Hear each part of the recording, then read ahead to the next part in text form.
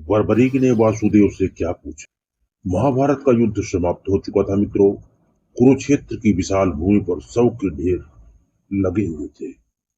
धर्म की विजय हुई थी, परंतु वह विजय भी रक्त और आंसुओं से सनी हुई थी। इसी समय महाशक्ति संपन्न बर्बरीक का मस्तक, जिसे भगवान श्री कृष्ण ने युद्ध से पहले वरदान स्वरूप जीवित रहने दिया था, वह युद्ध को देख रहा था। उस मस्तक ने सब कुछ देखा। भीष्म का पतन देखा, द्रोण का अंत देखा, कर्ण की पराजय देखी और दुर्योधन का विनाश देखा।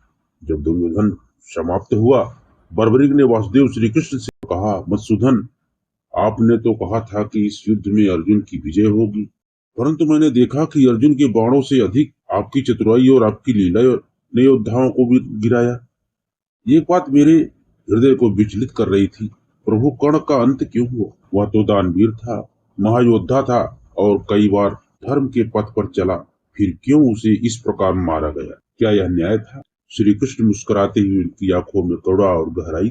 उन्होंने थोड़ा धीरे से कहा, वत्स, तुम्हारा प्रश्न सत्य है, परंतु उत्तर गूढ़ है। कर्ण का अंत केवल वीर का पतन नहीं था, वह धर्म और अधर्म के संघर्ष का आवश्यक परिणाम था। आओ मैं तुम्हें विस्तार से बताऊं। कृष्ण ने कहना आरंभ किया। दोस्तों, बर्बरीक, पहले कर्ण के जीवन को समझो। कर्ण का जन्म एक दिव्य रहस्य था। वह कुंती के गर्भ से उत्पन्न हुआ, परंतु संसार ने उसे सूत पुत्र कहा। वह सूर्य देव का तेज था, परंतु समाज ने उसे रथी का पुत्र मानकर अपमानित किया। बचपन से ही उसे अस्वीकार, अपमान और तिरस्कार झेलना पड़ा, परंतु उसके भीतर अग्नि थी अपने अस्तित्व को सिद्ध करने की। उसने द्रोणाचार्य के पास शिक्षा मांगी तो उसे जाति का ताना मिला। उसने परशुराम से अस्त्र शस्त्र विद्या सीखी, परंतु वहां भी छल की वजह से श्राप मिल गया। फिर भी बर्बरीक कर्ण ने कभी हार नहीं मानी। उसने अपने पराक्रम से महायोद्धा का स्थान प्राप्त किया। उसकी दानशीलता इतनी प्रकृत की वह दानवीर कर्ण कहलाए। किसी को भी खाली हाथ वह लौटाया नहीं अपने दरवाजे से। यही उसका व्रत था। परंतु इस महामानव के साथ एक दुख भी जुड़ा था। कर्ण ने हमेशा अपने जीवन को मान्यता देने वाले दुर्योधन का साथ दिया। दुर्योधन ने उसे अंग देश का राजा बनाया और कर्ण ने उसे स्वीकार किया। धर्म और अधर्म की सीमा भूलकर उसके पक्ष में युद्ध करने की प्रतिज्ञा कर ली। कृष्ण ने कहा, बर्बरीक, कर्ण का अंत केवल रणभूमि का प्रसंग नहीं था, यह उसके पूरे जीवन की दिशा का परिणाम था। महाभारत युद्ध में जब भी कर्ण ने शस्त्र उठाया, पांडव भयभीत हो उठे। भीम और द्रोण के बाद वही था जो अर्जुन को परास्त करने की क्षमता रखता। परंतु भाग्य देखो, जब तक भीष्म जीवित थे, कर्ण युद्ध में नहीं उतरे। जब तक द्रोणाचार्य सेनापति थे, तब तक वह निर्णायक रूप से सक्रिय नहीं हुए। अंततः वह अर्जुन के आमने सामने आया, तब उसके रथ का पहिया भूमि में धंस गया। यह केवल संयोग नहीं था, यह कर्म फल था। उसके जीवन में किए गए छोटे छोटे पाप और शाप उस क्षण सामने आए। कृष्ण ने बर्बरीक को युद्ध का दृश्य सुनाया। वह दिन स्मरण करो जब अर्जुन और कर्ण आमने सामने आए। धरती कांप उठी थी। इंद्रदेव, सूर्यदेव और सभी देवता ऊपर से यह दृश्य देख रहे थे। कर्ण ने दिव्य अस्त्र चलाए। अर्जुन बार बार संकट में आया। यदि मैं सारथी न होता तो शायद अर्जुन बच न पाता। कर्ण के बाण इतने प्रचंड थे कि अर्जुन का गांडीव भी थरथरा रहा था। परंतु उस समय 3 घटनाएं घटी। परशुराम का श्राप कि निर्णायक क्षण में उसका ब्रह्मास्त्र काम नहीं करेगा। कर्ण ने कभी किसी ब्राह्मण का अपमान नहीं किया था। जब उसका रथ धंसा, उसने अर्जुन से कहा, पार्थ, धर्म यही है कि जब योद्धा निहत्था हो तो वार नहीं करना चाहिए। मुझे रथ पर चढ़ने दो। परंतु उसी क्षण मैंने अर्जुन से कहा, पार्थ, स्मरण करो जब मनु निहत्था था और कौरवों ने मिलकर उसे मार डाला था, क्या तब कर्ण ने धर्म निभाया था? आज वह अपने ही कर्मों का फल भोग रहा है। अर्जुन ने गांडी उठाया और कर्ण का अंत कर दिया।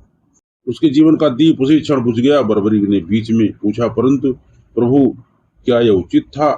कर्ण तो दानवीर था, उसने दूसरे का सदैव भला किया है, फिर क्यों उसे इस प्रकार मारा गया? बिना अस्त्र उठाए कृष्ण गंभीर स्वर में बोले, वत्स, समझो, कर्ण वास्तव में महान था, परंतु उसने बार बार अधर्म का साथ दिया। वह जानता था कि दुर्योधन अन्यायी है, फिर भी उसने उसका साथ दिया। मित्रता को धर्म से ऊपर रखा। दानशीलता और पराक्रम तभी पुण्यदायक होते हैं जब वे धर्म की रक्षा करे।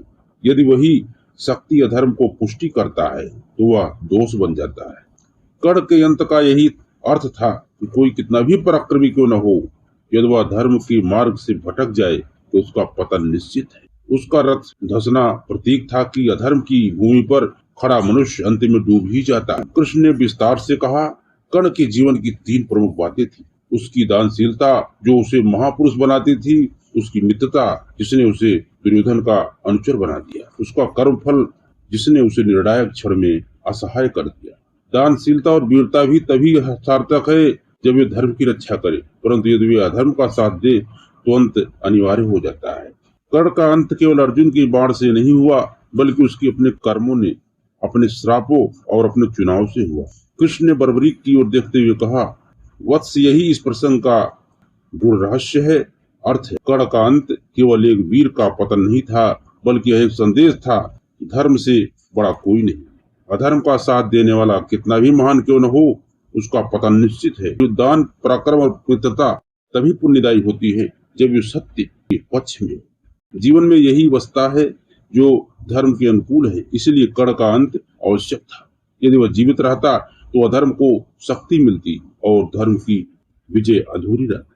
बर्बरीक की आंखों से आंसू बह निकले। उसने धीरे से कहा, प्रभु, अब मैं समझ गया कर्ण का अंत क्यों हुआ। यह केवल युद्ध की घटना नहीं थी, यह धर्म और कर्मफल की शिक्षा थी। धन्य है आप जिन्होंने संसार को यह सत्य बताया। दोस्तों, आपको यह वीडियो कैसा लगा? आप अपने सुझाव हमें कमेंट बॉक्स में जरूर दीजिए। और दोस्तों, वीडियो अच्छा लगे तो वीडियो को प्यारा सा लाइक करके चैनल को सब्सक्राइब जरूर कीजिए। ऐसे ही और वीडियो देखने के लिए दोस्तों मिलते हैं अगले वीडियो में। कमेंट में जय श्री कृष्ण अवश्य लिखें ताकि आपके पूरे घर परिवार के ऊपर भगवान श्री कृष्ण की कृपा बनी।